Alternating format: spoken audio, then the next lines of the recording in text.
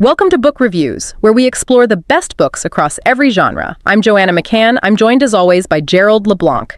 Don't forget to grab your free copy of the audiobook using the link in the description below. Let's get started.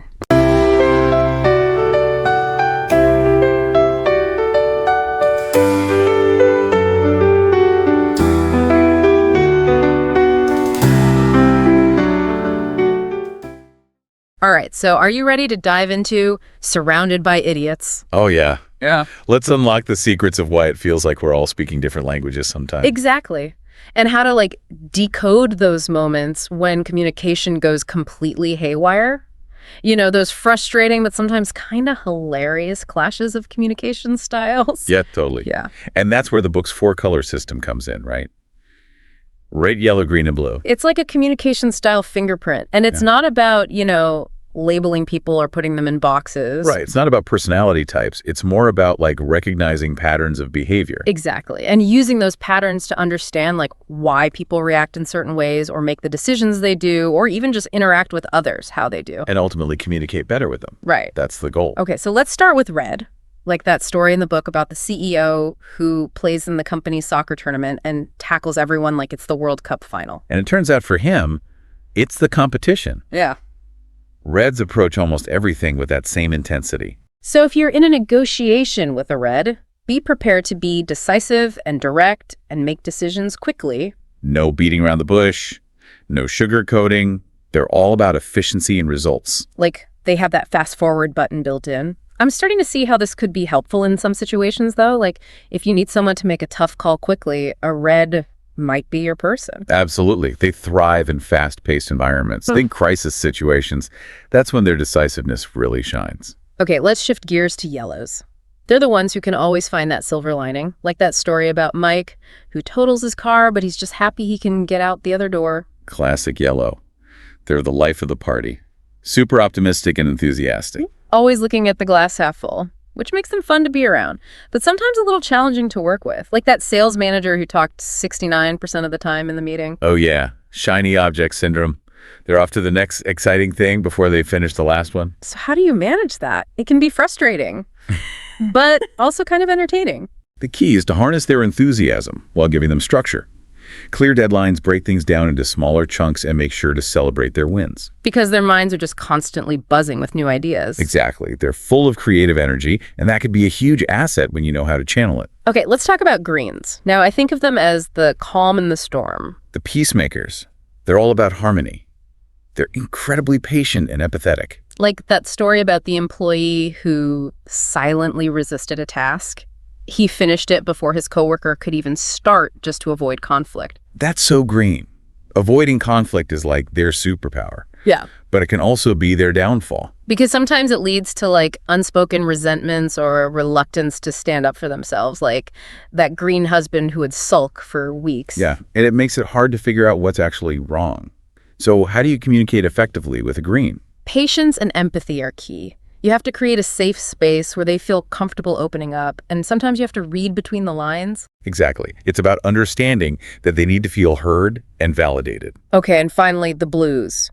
Those detail-oriented by-the-book folks. The perfectionists, like the one meticulously assembling IKEA furniture, wiping down every part and tallying the screws. If you want a project managed flawlessly, a Blue is your person. But their need for thoroughness can sometimes lead to analysis paralysis. Like the blue CEO who keeps asking for more material before making a decision. They need to consider every angle. Which can be great when you need a well-informed decision, but it can also slow things down. Right. So patience is key when working with blues. Be prepared to provide lots of data and answer their detailed questions. And don't rush them. They need to feel confident that every detail is accounted for before they can move forward. It's fascinating how each color brings its own unique strengths to the table. It's like having a well-stocked toolbox. This is so insightful. It's like we're learning to decode human behavior. Yeah. I bet you're already starting to see these colors in the people you interact with every day. Oh yeah, for sure. And that's just the beginning. We're just scratching the surface here. All right, so we've got those color profiles down, red, yellow, green, blue. What's next? Now we put that knowledge into action.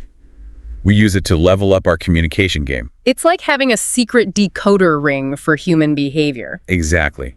We learn to adapt and speak the other person's language. So it's not about like changing who you are, it's more about being flexible. Right. And Surrounded by Idiots has some great strategies for how to do that. So how about some examples? Like what if you need to give feedback to a red? Reds need directness.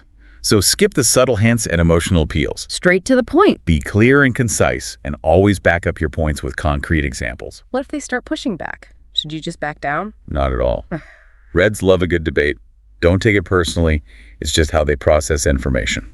Interesting. Okay, so what about yellows? How do you keep them engaged and on track? Because their energy can be a bit all over the place. You got to tap into that enthusiasm, but provide structure too. Remember, yellows need to feel excited about what they're doing. So positive reinforcement, keep things light. Maybe use a little humor. Yeah, exactly. But when it comes to information, be concise.